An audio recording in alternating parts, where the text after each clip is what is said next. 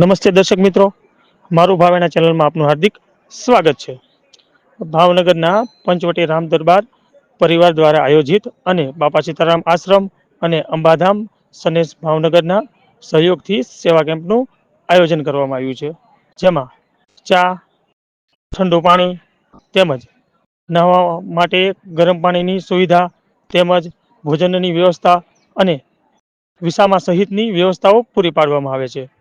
જે સ્થળે જાત્રાળુઓને અગવડતા ઊભી થતી હોય તો તેને નિવારવા માટે અને પગપાળા જતા જાત્રાળુઓને સારી એવી સગવડતા મળી રહે તેવા સારા હેતુથી અલગ અલગ સ્થળે રહેવા અને જમવાની વ્યવસ્થા પૂરી પાડવામાં આવે છે. તેના અનુસંધાને અલગ અલગ સ્થળે એમ 5 દિવસ આ સેવા કેમ્પનું આયોજન કરવામાં આવે છે. વધુ અહેવાલ હર્ષભાઈ રાવળ, ભાવનગર.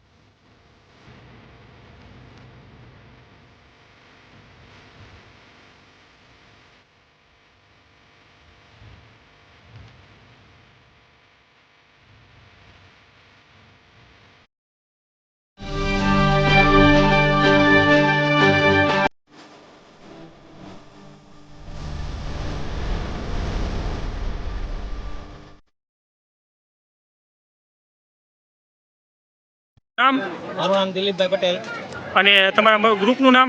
પંચવટી રામ દરબાર પરિવાર ભાવનગર. પદયાત્રીઓ માટે ક્યાંથી સુવિધાઓ તમે શરૂ કરી છે? અમે ભાવનગરથી આવીએ છીએ અને અમે પદયાત્રીઓ અમે રતનપરમાં કરીએ છીએ. ત્યાં અમારે શાક અને પૂરીનો અને છા ગાંઠિયા એ રીતનો પહેલો કેમ્પ અમે કરીએ છીએ અને પદયાત્રીઓ માટે અમે દવાની સુવિધા પણ પૂરી પાડીએ છીએ. તરઘરામાં હોય છે અને ત્રીજો કેમ્પ તાજપરમાં હોય છે અને ચોથા કેમ્પની અંદર અમે અહીંયા ગામના સહયોગથી પદયાત્રીઓ થાકેલા હોય એના માટે ગરમ પાણીની સુવિધા પ્લસ નાસ્તા પાણીની સુવિધા અમે પૂરી પાડીએ છીએ. ગરમ ભજીયા અને ગરમા ગરમ ભજીયા અહીંયા અમે લોકોને ખવડાવીએ છીએ. અને આવતીકાલનું કોઈ આયોજન છે આપનું? હા, આવતીકાલનું કેમ્પનું આયોજન અમારું આગળ છે. દાળપુરીનો પ્રોગ્રામ છે. છેલ્લો કેમ્પ છે તે પીપળાળીમાં રહે છે. ત્યાંથી અમે માતાજીના દર્શન કરી અમારા વતન પાછા ભાવનગર પહોંચે. જી બાપુ, શું કહેવા માંગશો આપ? બસ આ બધા યાત્રાળુ જાય છે એ માટે આ કેમ્પ કરી બધાને જમાડીએ છીએ. અને અમારો આશ્રમ છે નિરમા ચોકડી સને બાપા સીતારામ ઢુલી છે. ત્યાંય પણ અમે બધી સેવા કરીએ છીએ. બધા લોકો આવે છે યાત્રા.